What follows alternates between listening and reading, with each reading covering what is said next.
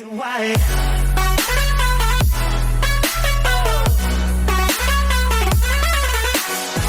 Hi guys, how's it going and welcome back to the channel. Today I'm going to talk about my game week, is it 11? I think it's game week 11? No, it's game week 10, I apologise. My game week 10 squad. And who I've picked and why. First of all, I'm going to assume my microphone's picking up on it, but it has just started absolutely belting it down with rain as I went to record, so apologies if that is being picked up by the microphone. I have a funny feeling it is. Right, as for this week's squad, just looking at Tierney, he's still injured. If he does play it against Leicester, I can't see Arsenal keeping a clean sheet, because Leicester City have shown they can score against like some of the hardest teams, like against West Ham, against United. Well, saying that United's defence hasn't been too brilliant, has it? But as you can see, they've scored in virtually all the games.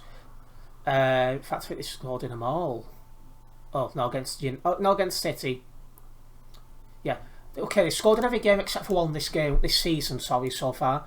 I can't see Arsenal keeping a clean sheet. Villa could be an interesting one because they seem to have a bit of a mix. So I'm going to take the risk. I'm going to swap Tierney for Cresswell, because Cresswell's done better than I was expecting. He's getting involved in goals and stuff like that. So I'm going to back Cresswell against Aston Villa. And he's had a couple of clean sheets. He kept a clean sheet against Spurs. He kept a clean sheet against Everton as well recently. So I'd say he's on good form. So I'm going to back the guy, really. Moving on to who I... well, looking at the midfield line first. Midfield line's looking fine. Don't know what to make about Westwood, though. It's not really done much, has he? He got an assist last game week against Southampton. He's not done too much, so I think I'll leave the midfield line how it is. Strikers line, obviously I've got my 3 strikers. Let me just... oh, I don't need to save the team, I must have already clicked it, not even realised. As for transfers, there's a possibility I might make a change to the midfield. If I do, I'll go to forwards and we'll put it to 6.9 million. And you look straight away and the choice is not the best, really. King is probably one option, but he's got Arsenal, United, Leicester, Chelsea, Man City coming up after this Southampton game. So do I really want to bring in a Watford player now? Probably not. Tony's blanked 3 game weeks on the trot. 3 game weeks on the trot, so don't really want to back him. So do you know what? I think I'm just gonna roll that transfer over. I just don't see any need to make any. I don't feel like I'm going to need to make any transfers. And if I roll it over, what I can do is I can do 2 transfers next week should I need to do so. And I think that'll be helpful for the squad overall. So captain options now, really, it's Antonio. Cole's, I can hear his name being said, I can't get it right. Kovacic, I can't get it. Anyway, the same. You've got Vardy, you've got Son and Alexander-Arnold. I'm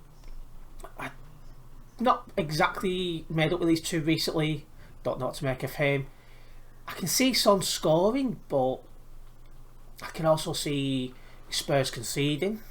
Antonio's not exactly been on brilliant form. Okay, he got a goal in the last game week, but then blanked the 2 game weeks before then. So I'm just like, you know, not taken on him.